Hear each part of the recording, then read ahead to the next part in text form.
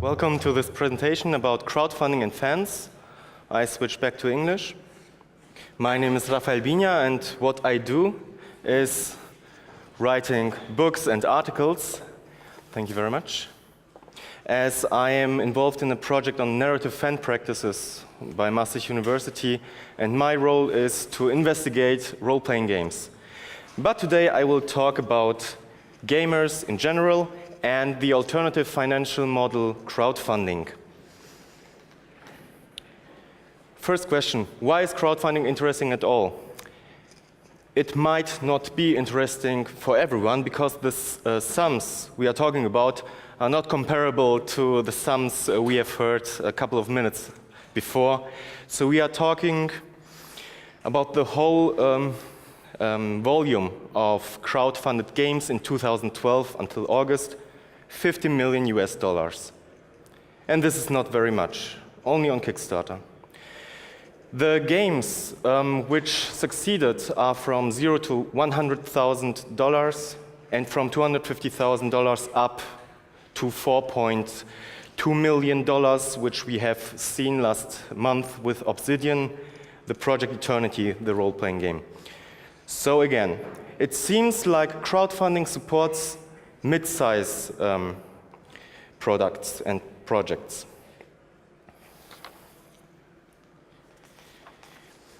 When I looked at Double Fine Adventure in February and March, when it exploded and when many copycats followed, like Wasteland 2 or Project Eternity, there was one question, because Double Fine Adventure asked for $400,000. And they received not 2 times the amount, not 3 times the amount, but 7 times the amount. And I asked myself, why this miscalculation? So, common explanations about the success of crowdfunding were, okay, Tim Schafer, the guy behind Double Fine Adventure, is very well known. He has created games like Monkey Island. And, well, Monkey Island, everyone knows Monkey Island, and he is a reliable, good developer. Second point, crowdfunding was new in the video game industry in the beginning of this year. It is known in the film and music industry, but the video game industry hasn't adapted this model. And what is new goes viral through the press. And we had lots of articles on Gamasutra, Games Industry International, and so on and so on. The pile on my desktop is quite high with articles. So novelty. Third point, crowdfunding is entertaining because it's like an election campaign. You click on the website every day and you check, do we make it? Will we reach the goal?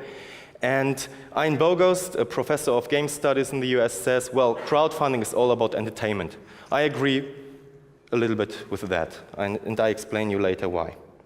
Fourth point, in an interview with a Finnish game developer, he told me that, well, crowdfunding is easy. It's like a Facebook button, like. And I would say it is even more than just showing that you like something, and because you back it up with $1, $10, $15, up to $10,000. So you charge this like button with something more, with the value. And it is easy. Micropayment is so smooth, and this is, there is no surprise for me that Amazon micropayments is behind Kickstarter or is in cooperation. So 4 points. Fifth point, nostalgia. What all the big games which have reached $3 million this year have in common, they are remakes of old games. Wasteland 2, Double Fine Adventure, Project Obsidian. And many people say, yeah, nostalgia, this is what the people want, and this is the secret ingredient. I would agree, again, only partly with that, and I tell you later why this is not so right. But other things are new, entertaining, done by great people, feed the nostalgia, and are easy to use. Why then 7 times the amount with Double Fine Adventure? And I asked myself this, and I thought, maybe one should look at the people, at the fans who give the money. And who are those people? Fans, business angels, and family. Well, why family and investors give money to a project is quite obvious. I would like to talk more about fans because for me, fans are more interesting because they are unreliable. So, what shall we do now? First, homework. I'm an academic, so we have to come up with a proper definition. And this is from an article by Lambert and Schwienbacher from 2010. They define crowdfunding general as a process where someone makes an open call to support an initiative. In our context, it is a video game.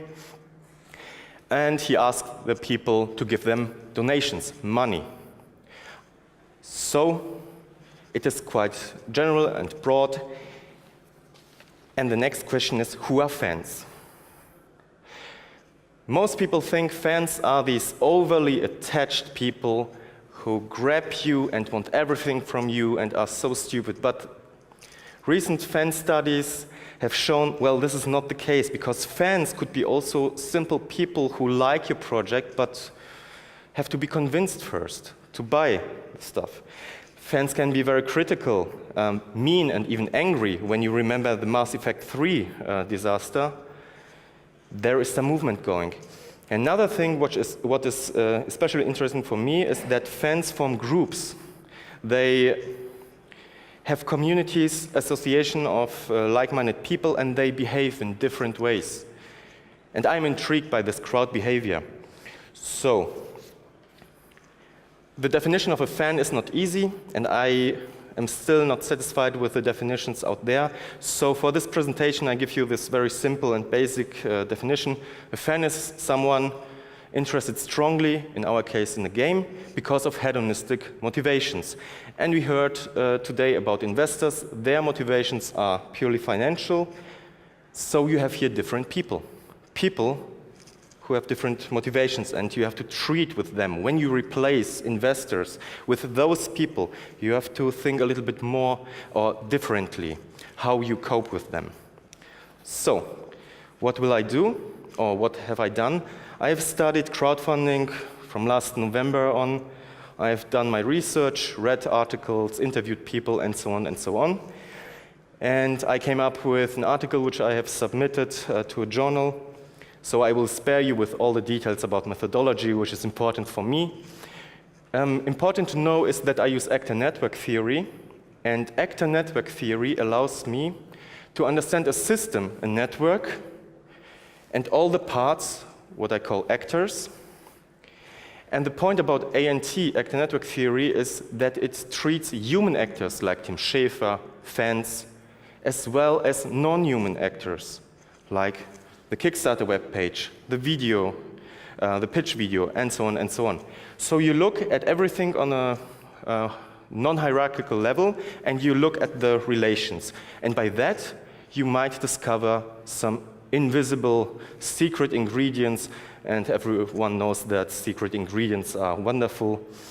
So this is what I did. Here are 3 examples. First example, Wasteland 2.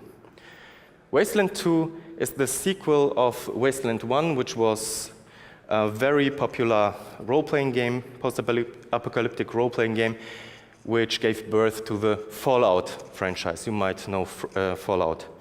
So what did Brian Fargo, the guy behind Wasteland 2, so well that he the success is here.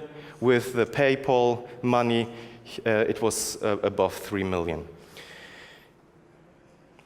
In the pitch video, he presents himself as someone on a quest to create a game for gamers, by gamers. So it's a personal quest, and he invites everyone not only to spend money on that, but to be loyal not only to the game, not only to the genre of role-playing games, old-school role-playing games, but also to the crowdfunding idea, because he became an evangelist for this crowdfunding idea, and he's everywhere. Yesterday, there was again an article in Games Industry International where he explained that crowdfunding is so wonderful, helps creativity. This is the golden age of game developers. And he invites the fans in the video to join him, to be loyal not to him, not to this company, but to the game, because he's also loyal. And he wants this. So loyalty was the first thing, what was interesting.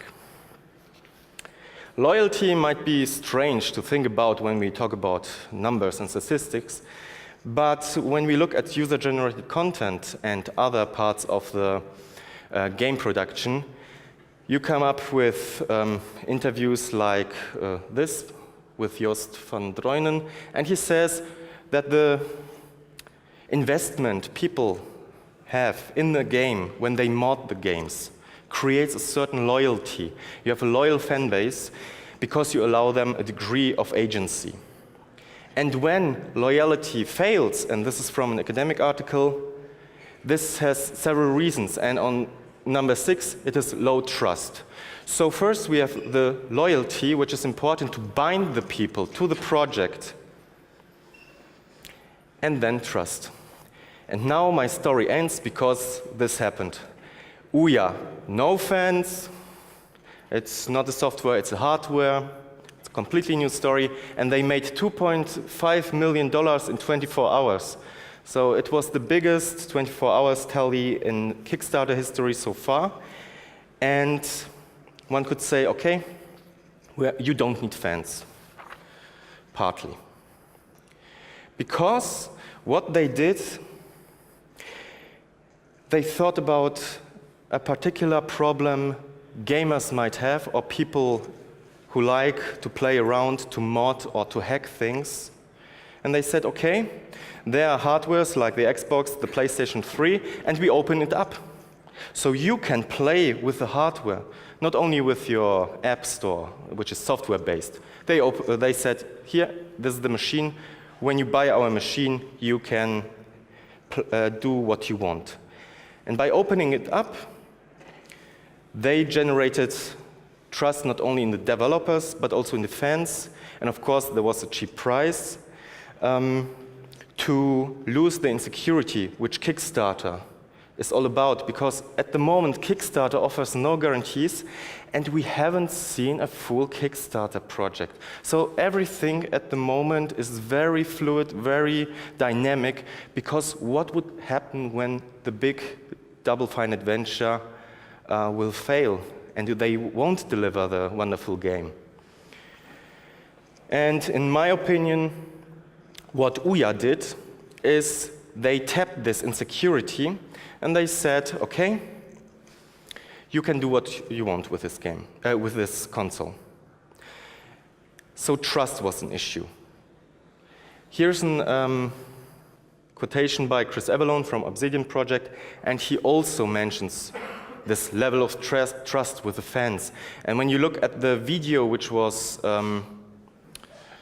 uploaded to the internet several days after Double Fine Adventure made their first million, where the BioWare founders talked about fans and crowdfunding, they also mentioned trust and so on and so on.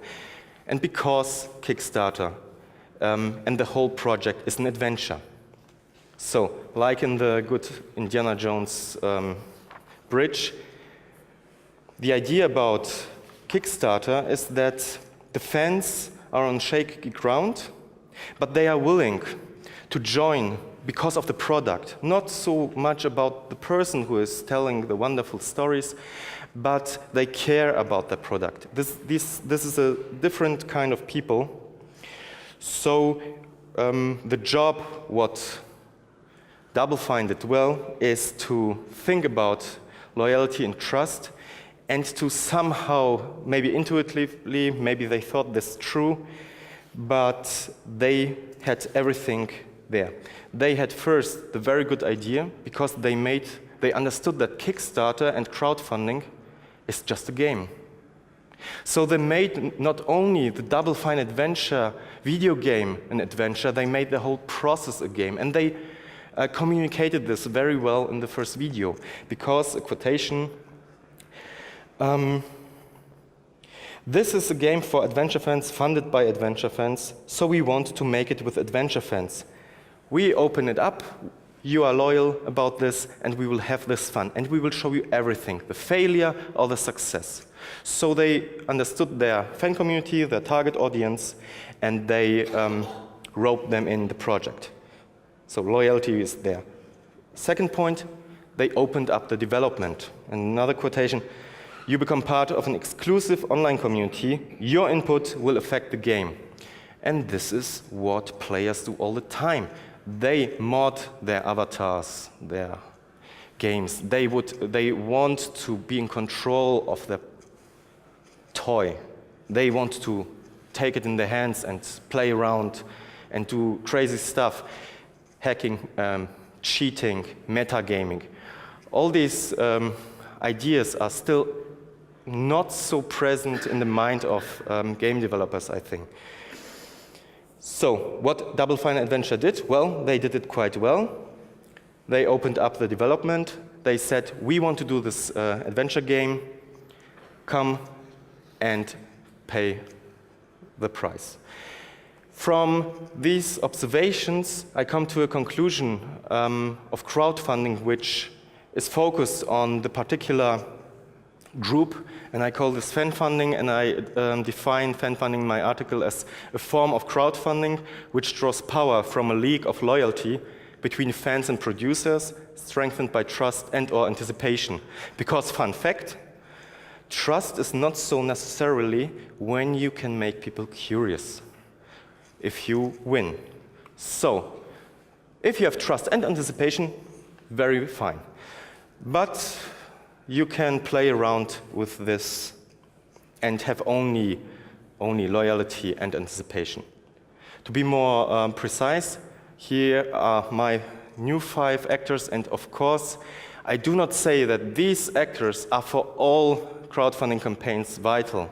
But what I say is that ignoring these factors, when you deal with crowds of fans, you have to think about these actors. So first, it is good to have a sufficient number of fans, and this is, of course, relate to how much money you need for your game. Second, the league of trust must be established. Third, the league of trust, the relationship, must be developed with good arguments, because again, fans are not stupid. It is better to open up and say, okay, we have this and this problem, and when you help us out, so a clear communication with the community, with an exclusive online community in a form, whatever your tool is, helps. Fourth point, advertisement. It wouldn't help when you send press releases to fans, of course. But because this network of the producer, the product, and the fans is on a different level than with investors, there are different ways how to talk with the crowd to make them transport your message. Because no one will just click on Facebook your press release and send it to all their friends. When this is something more personal, it's more likely. And here is the power, and viral marketing is the buzzword. And the fifth point is metagame. And I think this is the reason why crowdfunding works so well with video games, because video game fans understand that this is a kind of game. Because in a crowdfunding campaign, you have levels. When you pay $10, you get the game digitally. When you pay $50, you get it in a hard box. When you pay $75, you get a t-shirt, and so on and so on. This is like an achievement system, and this is easily understood by everyone. And another game, when the crowd moves the whole amount of money to a higher level, this community feeling pushes not only $400,000, but 3 million. Other things are possible. And when these go back to the game, you can make a difference as a community. And I think these motivations are stronger and more logical to explain what happened with Double Fine. But well, what is missing? First, no one has combined a big franchise with Kickstarter. It would be funny when Disney, who bought LucasArts and Star Wars 2 days ago, would make a Kickstarter campaign about maybe not a movie, but a part of the franchise. What would happen when the power of Disney, with all the money and expertise, would go into crowdfunding and they try this? No one has ever combined TV ads or movie ads with a Kickstarter project. What would happen then? Exhaustion. And this is why I say the whole excitement, entertaining feature of crowdfunding is not so vital, because crowdfunding will become a part of everyday life of purchasing a game, maybe. It won't be this novel thing it was in spring 2012. And again, Chris Avalon from Obsidian said in an interview that he's worried about this exhaustion. I don't think there is so much worry. There's only worry when you forget that there are other ways. And failure. Horns stopped, I think, 2 weeks ago. Horns was a small game, and they stopped the production because the money was out. And what do you think? Trust is lost. No one will back their projects anymore. What will happen when the big guys like Obsidian with 4 million suddenly in 2 years say, we don't have a game for you, sorry? Well, they might pay you back, but no one will ever give them a second chance. And this might be something to think about. So from all these ideas, I imply that it is vital to understand crowd behavior of customers, of course. Understanding crowds of customers who share one common thing, fandom, is still at the beginning, and I'm really excited to push the research forward, and in 9 days we will have a European fan conference in Amsterdam, so there is more to come. This was my presentation. If you have questions, please ask. Otherwise, send me an email. I'm still here around. Thank you.